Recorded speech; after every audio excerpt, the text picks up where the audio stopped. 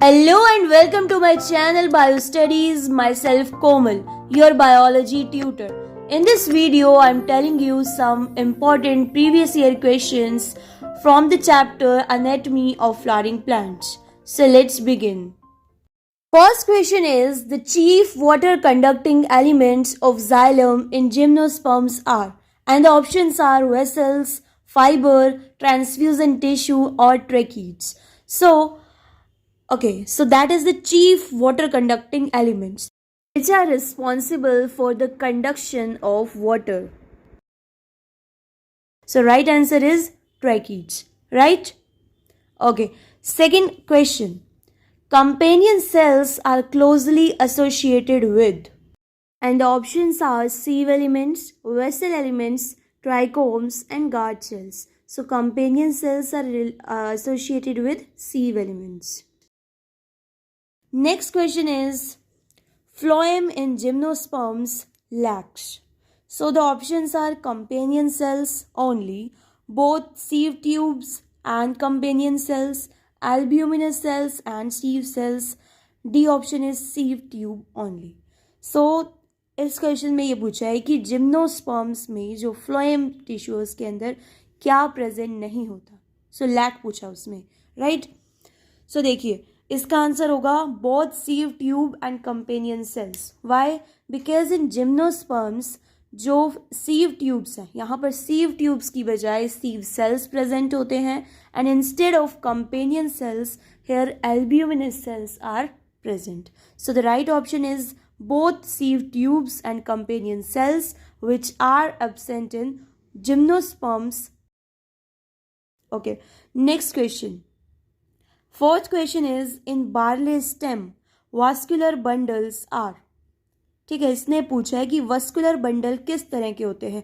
Close scattered होते हैं, open या रिंग होते हैं, क्लोज्ड रेडियल होते हैं, ओपन या स्कैटर्ड होते हैं. पहले तो आपको ये पता होना चाहिए कि जो बार्ले है, बार्ले एक मोनोकोट प्लांट है या फिर डाइकोट. अगर आपको ये पता है तो आप इस क्वेश्चन को सॉल्व कर सकते हैं.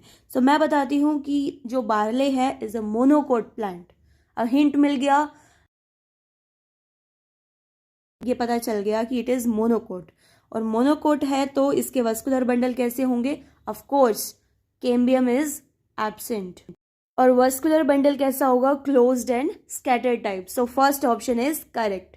Next question is ground tissue includes. So ये इजी क्वेश्चन है, इसके ऑप्शंस देखिए.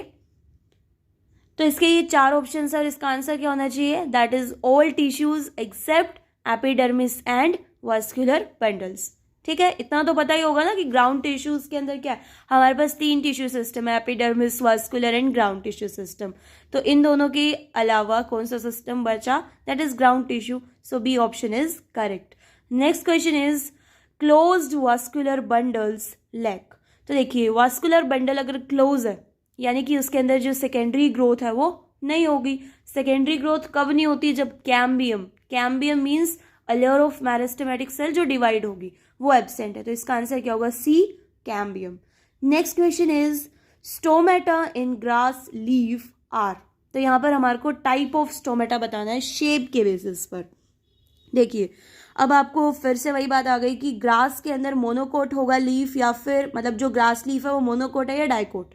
तो it is a monocot leaf. तो किस तरह का स्टोमेटा होगा? शेप क्या होगी? That is dumbbell shape, right. So the option is C, dumbbell shape. Next question देखिए. Eighth question is casparian strips occur in. So casparian strip का काम क्या होता है? Regulates water flow. और ये कहाँ प्रेजेंट होती है? कॉर्टेक्स, एपिडर्मिस, पेरिसाइकिल और endodermis. Right answer is endodermis. Correct. Okay. Next question is age of a tree can be estimated by. कैसे आप एक ट्री की एज कैलकुलेट कर सकते हैं कि ये कितना पुराना ट्री है? कैसे करेंगे? Bye calculating the number of annual rings. Yes, जैसे जैसे हम एनुअल रिंग्स, जैसे 2 एनुअल रिंग्स हैं, 3 हैं, तो उसके हिसाब से हम क्या निकाल सकते हैं? Age of a tree we can calculate by calculating the number of annual rings. Okay. Last question is the cork cambium, cork and secondary cortex are collectively called. क्या बोलते हैं इसको? देखिए एक हिंट देती हूँ मैं। जब सेकेंडरी ग्रोथ होती है, कोर कैम्बियम बनता है, उसके ऊपर एक लेयर बनती है दैट इज कोर लेयर, और कैम्बियम के नीचे जो लेयर है दैट इज सेकेंडरी कॉर्टेक्स। उन तीनों लेयर्स को दैट इज फैलम, फैलोजन और फैलोडर्म लेयर को कलेक्टिवली हम क्या बोलते हैं?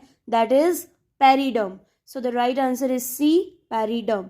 Okay, phallum means core, phallogen means the core cambium, and phalloderm means the secondary cortex, and they collectively form a periderm layer. Okay, so that's all about this video. If you have any doubt in any question, put your doubt in the comment section. So thank you. Thanks for watching.